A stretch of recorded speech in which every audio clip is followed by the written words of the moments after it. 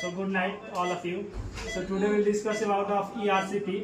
जो एक पेशेंट का वाइल्ड अप होता है, ये धीरे धीरे गोल ब्लैडर स्टोन जिसको पीत का थैली बोलते हैं, इसको ERCP के द्वारा यानी इंडोट्रैकियल ट्यूब्स यानी जो क्लोनोस्कोपी होता है इंडोस्कोपी के माध्यम से एक इसमें ERCP कर स्टेन डाल दिया गया। ये स्टेन बहुत यानी प्रीवियस 3 साल यानी 3 या 4 साल पहले ये स्टेन इनको डक्ट में डालकर छोड़ दिया गया, यानी कॉमन वाइड डक्ट में। ये 3 साल बाद हम लोग इनका CVD का ऑपरेशन करके ये स्टेन को निकाले हैं। ये स्टेन जो होता है ERCP के माध्यम से डाला जाता है, ये मुंह के थ्रू डाला जाता है यानी इंडोट्रैकियल ट्यूब के थ्रू।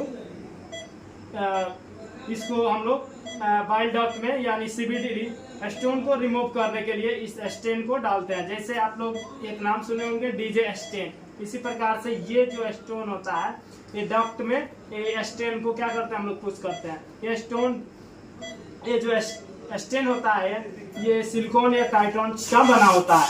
ये कॉमनली जॉन्टिस या ज़्यादा दिन तक छोड़ने से कैंसर का संभावना रहता है, जो कि यह बहुत कॉमनली देखा जाता है, जिसमें डाइजेशन प्रॉब्लम होता है और जॉन्टिस का शिकायत होता है। मोस्ट कॉमनली ये CA यानी कैंसर निकलने का चांस रहता है। अत्यधिक ज़्यादा दिन तक अगर इस स्टेन को हम लोग डालकर छोड़ देते हैं तो यह कैंसर का रूप ले लेता है। इसमें मोस्ट कॉमन होता है जॉन्टिस कॉज होता है, ठीक है, डाइजेशन में प्रॉब्लम होता है, बाइल का सिक्रीशन होता है और आँख पीला हो जाता है। इसका मोस्ट कॉमन कॉज ये है, ये धीरे धीरे बाइल डिपोजिट होकर ये ट्राइग्लिसराइड ये स्टोन का धीरे धीरे डिपोजिट हो जाता है और यही स्टोन डिपोजिट होकर यानी गोल ब्लैडर में जब इस भर जाता है तो ओवरलैप होने की चांस करता है, यानी इसका निकलने की कोई ऑप्शन नहीं है।